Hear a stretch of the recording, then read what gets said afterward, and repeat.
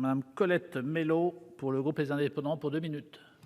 Monsieur le président, madame la ministre, mes chers collègues, les pays européens ont tous une politique familiale, mais elle varie sensiblement d'un pays à l'autre.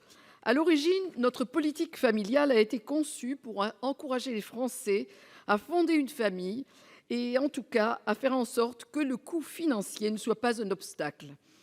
Au fil des années, la structure familiale a évolué avec une baisse de la natalité et l'augmentation des familles monoparentales, souvent les plus touchées par la pauvreté. La famille constitue un espace privé privilégié dans lequel chaque membre doit pouvoir s'épanouir. Elle revêt néanmoins un aspect particulier lorsque l'un des membres est en situation de handicap. Je voudrais donc attirer l'attention de notre Assemblée sur une question qui préoccupe de nombreuses communes.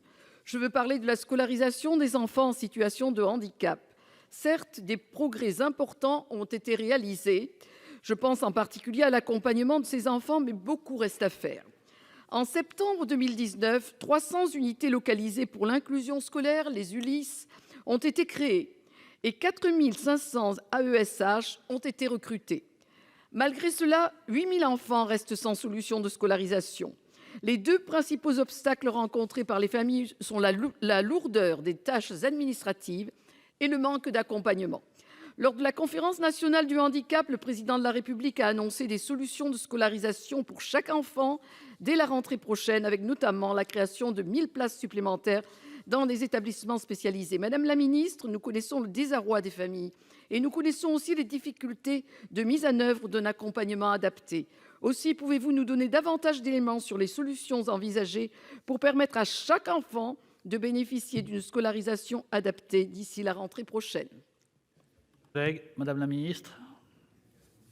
Monsieur le président, madame la sénatrice, vous m'interrogez sur les moyens mis en œuvre pour permettre à chaque enfant handicapé de bénéficier d'une scolarisation adaptée d'ici la rentrée 2020. Le président l'a rappelé lors de la CNH qui s'est tenue à l'Élysée le 11 février dernier, nos concitoyens en situation de handicap doivent avoir une vie comme les autres et au milieu des autres. Cette obligation s'applique dès le plus jeune âge. C'est la raison de l'engagement du gouvernement sur la scolarisation des enfants handicapés. Dès 2018, mes collègues Sophie Cluzel et Jean-Michel Blanquer ont mobilisé tous les acteurs concernés pour proposer un service public de l'école inclusive.